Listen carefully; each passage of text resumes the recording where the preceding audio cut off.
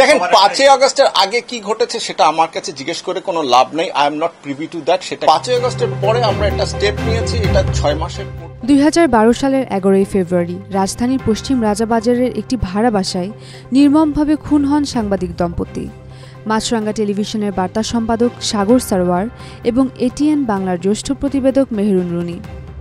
এই হত্যাকাণ্ডের পর নিহত রুনির ভাই নওশের আলম রোমান শেরেবাংলা নগর থানায় একটি হত্যা মামলা দায়ের করেন। এরপর তদন্ত প্রতিবেদন জমা দেওয়ার সময় বারবার পিছিয়ে যেতে থাকে। সর্বশেষ 15 এপ্রিল দিন নির্ধারিত থাকলেও সেদিন 117তম বারের মতো প্রতিবেদন দাখিল পিছিয়ে যায়। এরপর আগামী 21 মে নতুন দিন নির্ধারণ করেন ঢাকার একটি আদালত। এদিকে মামলার প্রতিবেদন আগুনে পুড়ে গেছে এমন খবর মঙ্গলবার বিভিন্ন গণমাধ্যমে প্রকাশিত হয়। তবে police bureau of investigation PBI জানিয়েছে মামলার মূল নথি আগুনে নষ্ট হয়নি। পিবিআইয়ের মিডিয়া সংযোগ শাখা থেকে মঙ্গলবার এই তথ্য জানানো হয়। পিবিআইয়ের দাবি, কেউ কেউ ডিবিতে থাকা নথি পুড়ে যাওয়ার খবর প্রকাশ করেছে, তা ঠিক নয়। আগুনে পুড়ে যাওয়ার কথা বলা হয়নি। Additional attorney general Arshadul Rouf বলেছেন, ডিবির অধিকাংশ অফিসার বদলি হওয়ায় পুরনো নথি ও ডকুমেন্টস খুঁজে পাওয়া সময় সাপেক্ষ।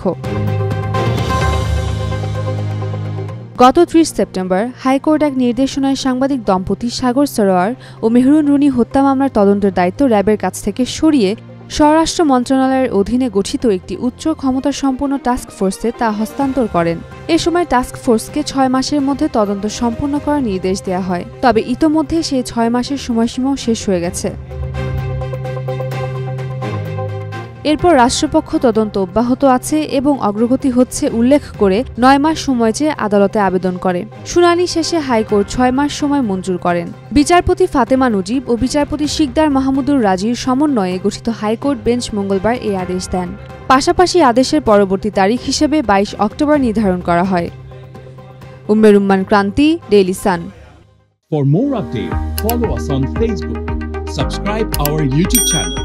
Get the latest update on www.daily-sun.com.